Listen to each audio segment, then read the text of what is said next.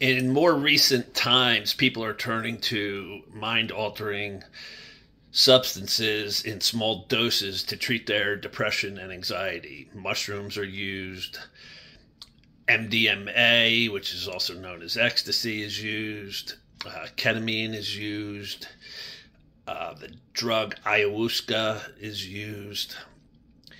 And there's been, many reported, I think 50% of the people that have used it report an improvement in their depression and anxiety.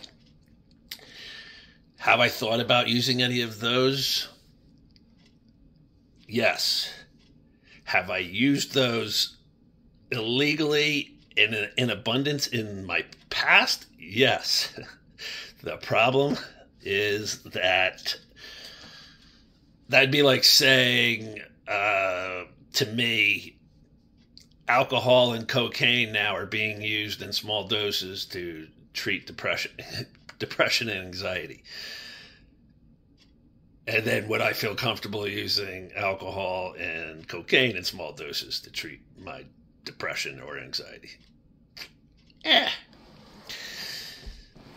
You hear a story like Matthew Perry from the show Friends, who was using ketamine treatment, and then on outside the facility, he's loading up on ketamine at home, and that's the problem.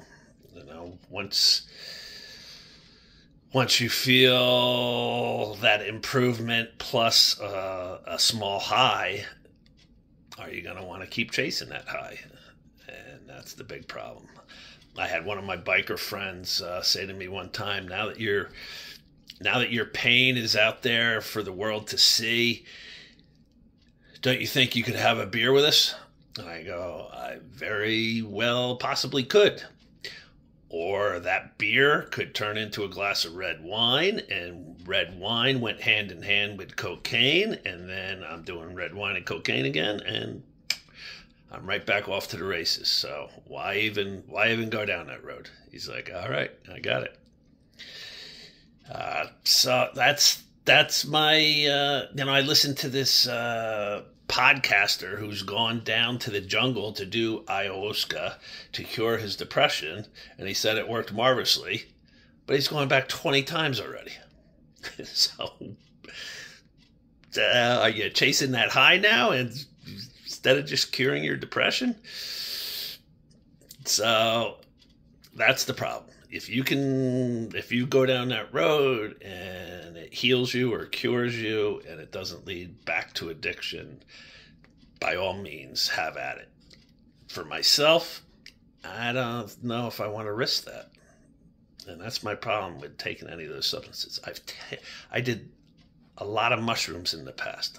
I did a lot of ecstasy, buying hundreds of pills at a clip of ecstasy. And I just don't, it just may trigger that feeling I had.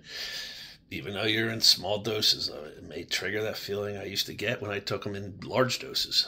And I may then want large doses. So for me, I'm going to avoid for now and just use exercise and use good eating habits and use meditation and use prayer and use deep breathing exercises and all those sort of things instead of using mind-altering drugs.